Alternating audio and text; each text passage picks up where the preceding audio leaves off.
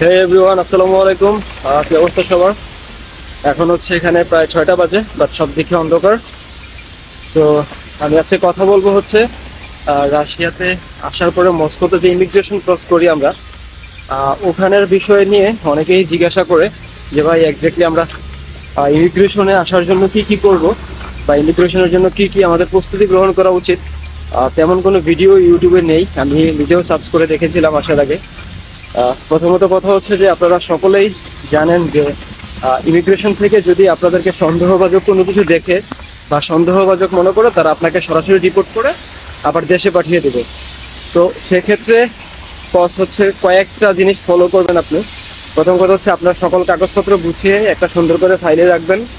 দ্বিতীয় কথা হচ্ছে আপনার ফোনে আজে বাজে জিনিসপত্র লাইক বিভিন্ন ফ্রেন্ডদের সাথে আড্ডা বা কোনো বিষয় নিয়ে কথা বা কোনো দেশ নিয়ে কথা বা রাজনৈতিক বিষয়ে কোনো কিছু আপনি ফোনের মধ্যে রাখবেন না।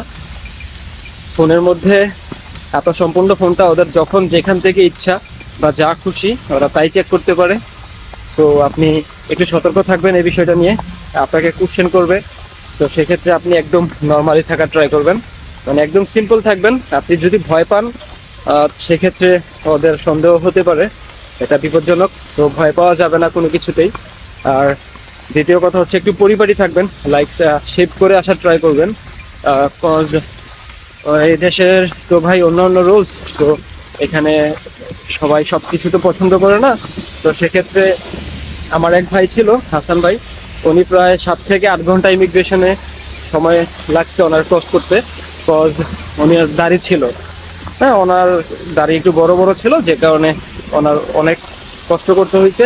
তো আমরা হাসান ভাইয়ের সাথে এই বিষয়টা নিয়ে একদিন কথা বলবো। তো যাই হোক, এই জিনিসগুলো যদি আপনি মেনটেন রাখতে পারেন, করতে পারেন, তাহলে ইমিগ্রেশনে তেমন কোনো প্রবলেম হবে না। তো প্রথম অবস্থায় ওরা আসবে, আসার পর আপনার থেকে জাস্ট আপনার পাসপোর্টটা ওরা নিয়ে যাবে। পাসপোর্টটা নিয়ে যাওয়ার পরে সেটা প্রায় 2 ঘন্টাও হতে পারে, 3 ঘন্টাও হতে পারে। ওখানে ঘাবড়ানোর কোনো কিছুই নেই। আপনি ইমিগ্রেশনের ওখানে ওয়েট করবেন, ওরা পাসপোর্ট প্লাস ভিসা সব কিছু চেক করবে। চেক করার পরে আপনার কাছে আসবে, এসে আপনার কাগজপত্র চেক করবে, আপনাকে ভিতরে নিয়ে আপনার ব্যাগ, তারপরে আপনার সম্পর্কে ডিটেলস সব কিছু ওরা জানতে চাবে। জাস্ট নর্মালি ওদেরকে বলবেন আপনি যে আমি পড়াশোনা করার উদ্দেশ্যে আসছি এখানে, এই আমার সার্টিফিকেট, ডকুমেন্টস, বা আপনার দেশের বাড়ি কোথায়, আপনার বাবা কী করে, কে স্পন্সর করছে, ওদের যা ইচ্ছা ওরা তাই জিজ্ঞাসা করতে পারে। তো সেক্ষেত্রে ওখানে ঘাবড়ানোর মতো কোনো কিছুই নেই। আপনি জাস্ট নর্মালি কথাগুলোর আনসার করবেন, সিম্পল। আপনার ইমিগ্রেশন ক্রস করতে আই থিঙ্ক সো তেমন কোনো প্রবলেম হবে না। ঠিক আছে? সো আরও যদি কারো কোনো কোশ্চেন থেকে থাকে অবশ্যই ভিডিও কমেন্ট বক্সে করবেন।